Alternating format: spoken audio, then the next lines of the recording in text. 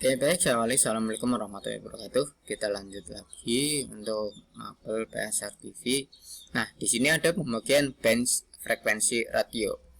Ada very low frekuensi itu FLF di sekitaran 3 sampai 30 kHz.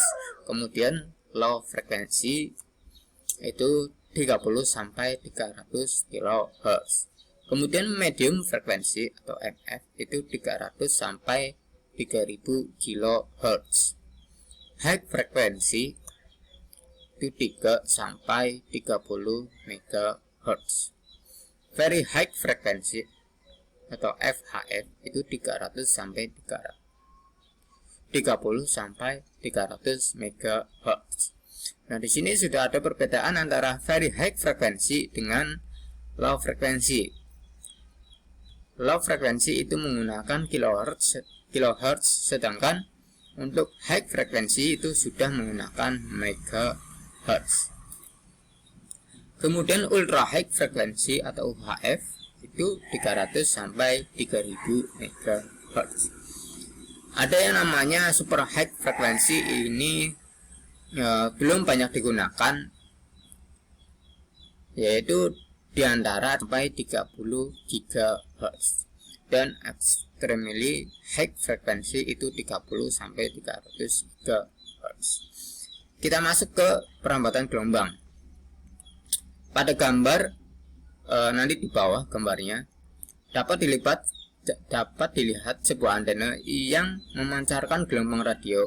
Pancaran gelombang radio ini menyebar ke segala penjuru secara merata. Untuk antena vertikal sebagai gelombang yang bergerak pada permukaan bumi disebut gelombang bumi. Selain daripada itu disebut gelombang angkasa. Jadi apabila antena ini memancarkan sebuah gelombang ini memancarkan ke seluruh penjuru. Artinya apa? Ada yang dipancarkan di bumi, di dataran bumi, sekitaran udara, dan di bawah atmosfer. Kalau bumi itu di bawah atmosfer ya. Kemudian ada yang diteruskan sampai ke gelombang angkasa, jadi melewati atmosfer dan ionosfer, seperti itu.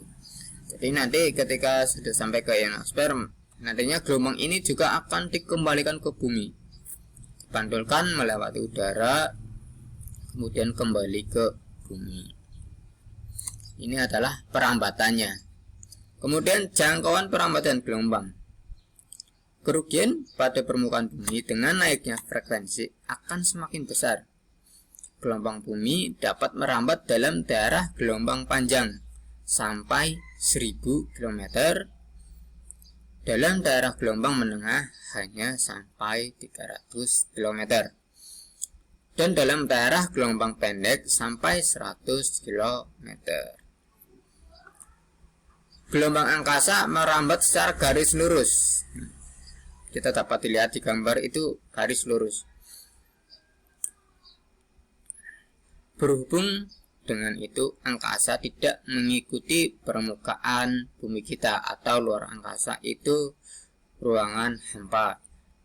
Berikut adalah tabel dari frekuensi kerja, redaman, jangkauan, pantulan, dan jenis gelombang yang dipakai untuk berkomunikasi. Nah, di sini ada gelombang bumi, kemudian gelombang angkasa, kemudian ada redamannya, kemudian ada jangkauannya. Bisa kita langsung lihat di FHF dan UHF. Nah, UHF ini yang biasa dipakai oleh manusia saat ini. Kita langsung ke FHF dan UHF. Gelombang bunyi itu dapat diredam atau redamannya itu keseluruhannya.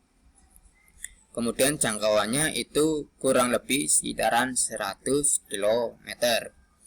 Kemudian gelombang angkasa untuk redamannya itu sangat sedikit. Kemudian pantulannya yaitu kadang-kadang. Jenis gelombang yang dipakai adalah gelombang angkasa. Kemudian kita bahas pantulan ionosfer. Nah, pada daerah frekuensi, sebagian dari gelombang angkasa kembali ke permukaan bumi. Ya, ini dipahami. Pada daerah frekuensi, sebagian dari gelombang angkasa kembali ke permukaan bumi. Mereka dipantulkan oleh lapisan udara yang terhampar di ketinggian 50 km sampai 300 km. Lapisan udara pemantulan ini disebut ionosfer. Lapisan udara yang terionisasi kuat dinamakan lapisan Heaviside. Daya pantul Heaviside bergantung pada frekuensi. Pada suatu tempat penerima dapat diterima gelombang bumi dan angkasa bersama. Jadi setelah di ketinggian 50 km sampai 300 km itu gelombang dipantulkan lagi ke bumi dan diterima gelombang bumi dan angkasa bersama-sama. Gelombang angkasa datang lebih akhir sehingga terdapat pergeseran fasa. Ini akan menimbulkan fading, di mana kuat medan penerimaan goyah. Gambar di bawah ini menunjukkan pemantulan gelombang elektromagnetik oleh ionosfer. Nah, ini ada beberapa frekuensi yang dapat dipantulkan oleh ionosfer. Yang pertama ada FHF. FHF ini tentunya akan ke angkasa. Kemudian low frekuensi dan medium frekuensi itu dibengkokkan kembali ke bumi. Kemudian FHF juga ada yang di daerah bumi, di dataran bumi.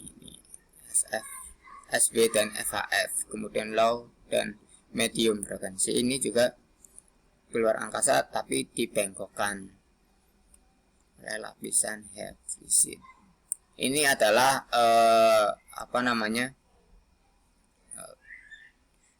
gelombang, pemantulan gelombang.